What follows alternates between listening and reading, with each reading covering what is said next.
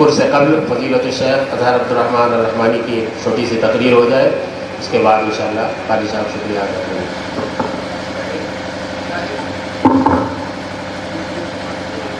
السلام علیکم ورحمۃ اللہ وبرکاتہ۔ الحمدللہ وکفیٰ وسلام علی عبادہ الذین اصطفیٰ، اما بعد۔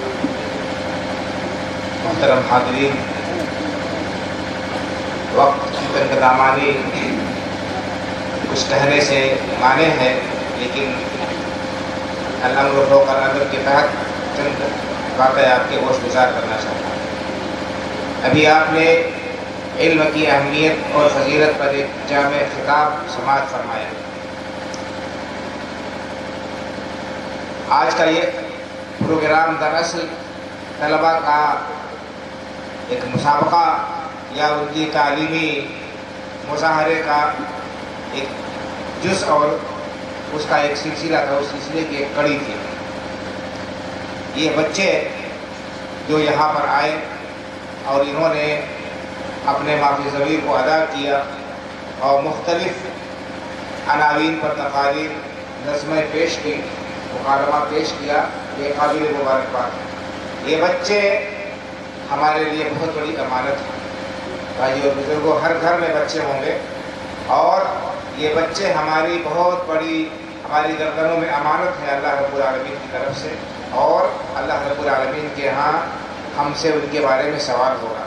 متفق علیہ حدیث ہے، اللہ کے رسول صلی اللہ علیہ وسلم نے ارشاد فرمایا، کلکم راع وکلکم مسئول عن رعیتہ، تم میں کا ہر شخص ذمہ دار ہے، جواب دہ ہے اللہ رب العالمین کے ہاں، اور اس سے اس کی رعایا کے بارے میں باز پرس ہوگی، سوال ہوگا۔ تو والدین کی اور سرپرستوں کی جیسے یہ ذمہ داری ہے کہ وہ طلباء کے جسمانی غذا کا اور جسمانی بیماری کا علاج ڈھونڈیں، اسی طرح سے اس سے بڑھ کر ان کی ذمہ داری ہے کہ ان کی روحانی غذا کا بھی انتظام کرے اور روحانی جو بیماریاں ہیں ان کا علاج بھی وہ تلاش کرے۔ اور یہ غذا اور یہ علاج کہاں ملے گا؟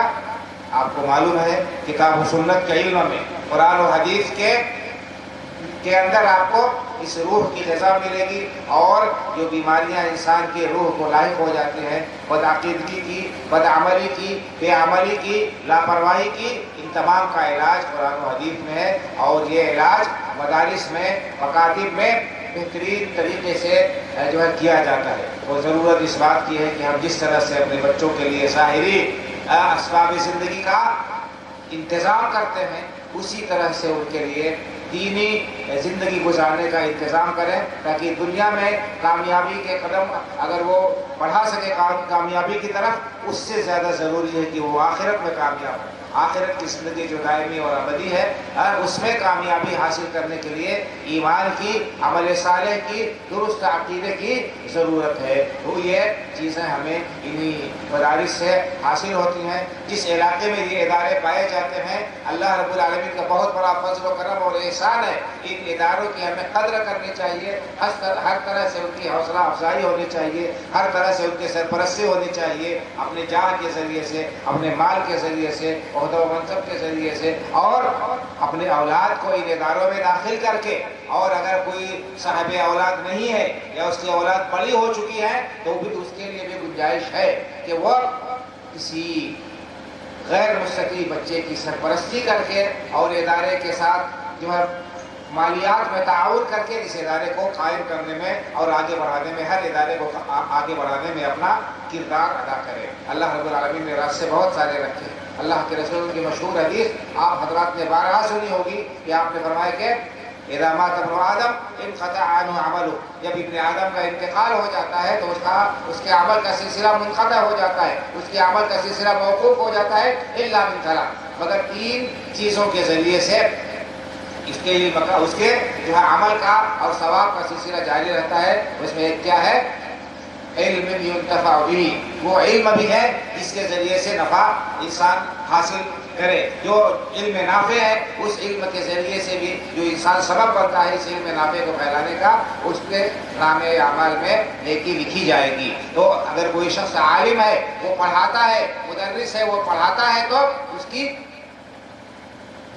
اس کے کھاتے میں اس کے جتنے طلبہ ہیں وہ لکھے جائیں گے. اگر کوئی مؤلف ہے کتاب لکھتا ہے تو جب تک کتاب باقی ہے اور لوگ اس سے استفادہ کر رہے ہیں اسی طرح سے اس کے اعمال نامے میں نیکیاں درج ہوتی رہیں گی. علماء نے یہ بھی کہا ہے اسی طرح سے کوئی شخص علم چھوڑتا ہے یعنی سرپرستی کرتا ہے کسی طالب علم کی اور اس کو جو ہے علم سے آراستہ و پیراستہ کر دیتا ہے یا دینی کتابوں کے نشر و اشاعت میں حصہ لیتا ہے تو جب تک اس کتاب سے لوگ فائدہ اٹھائیں گے اس کے کھاتے میں اس علم نافع کا ثواب پہنچتا رہے گا. تو ہم ہر طرح سے ان دینی اداروں کا تعاون کریں اور اپنے بچوں کو سب سے پہلے ان اداروں سے منسلک کریں, ان کی دینی تعلیم کا انتظام کریں اور ان کے روحانی ترقی کے سلسلے میں ہم فکر مند ہوں. اللہ رب العالمین سے دعا کرتا ہوں کہ اللہ تعالیٰ ان اداروں کی حفاظت فرمائے اور ہمارے ایمان اور عقیدے کے اندر اللہ تعالیٰ استحکام و پختگی عطا فرمائے کہ ہم ان کاموں میں بڑھ چڑھ کر حصہ لیں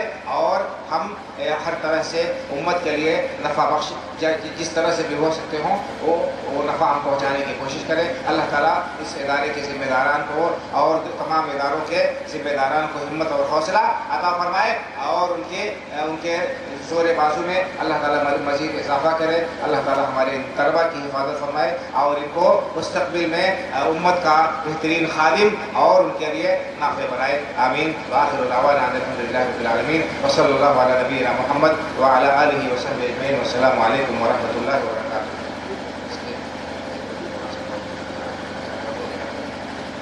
اسی طرح سے ایک میری گزارش, بہت سارے اصحاب مدارس یہاں موجود ہیں, ان سے خصوصی گزارش یہ ہے کہ ہم اپنے طلباء کو جو پیش کرتے ہیں تو پیش کرنے سے پہلے ان کی تقاریر اور ان کی نظمیں وغیرہ ہم سن لیں. بہت ساری چیزیں جو اس وقت مارکیٹ میں رائج ہیں ہمارے بچے انہی کو پڑھتے ہیں اور وہ ان کے اندر بہت ساری شرکیات اور خرافات ہوتی ہیں, بہت ساری بے اصل باتیں ان کے اندر ہوتی ہیں بالکل بازارو. اس سے احتیاط اور پرہیز ضروری ہے. ایک بچے نے یہاں پر نظم پڑھی تھی دل جھوم اٹھا, اس کے اندر بھی کئی واقعات جو غیر ثابت بلکہ موضوع ہے, جیسے حضرت علی رضی اللہ تعالیٰ عنہ کے لیے سورج کے واپس آ جانے کا واقعہ بیان کیا گیا تھا. اس طرح کے یہ بالکل بے اصل چیزیں ہیں, ان سے بچیں. تو ہم اپنے بچوں کو پیش کرنے سے پہلے ان کی تقاریر اور ان کی نظموں کا خاص طور سے ہم ان کو باریک بینی سے دیکھیں. اسی طرح سے ایک اور حدیث کے بارے میں بھی وضاحت ضروری ہے. مشہور جو ہے کہ علماء امتی کا انبیاء بنی اسرائیل یہ حدیث نہیں ہے, یہ موضوع حدیث ہے, بے اصل ہے. علماء نے اس کے بارے میں لکھا ہے.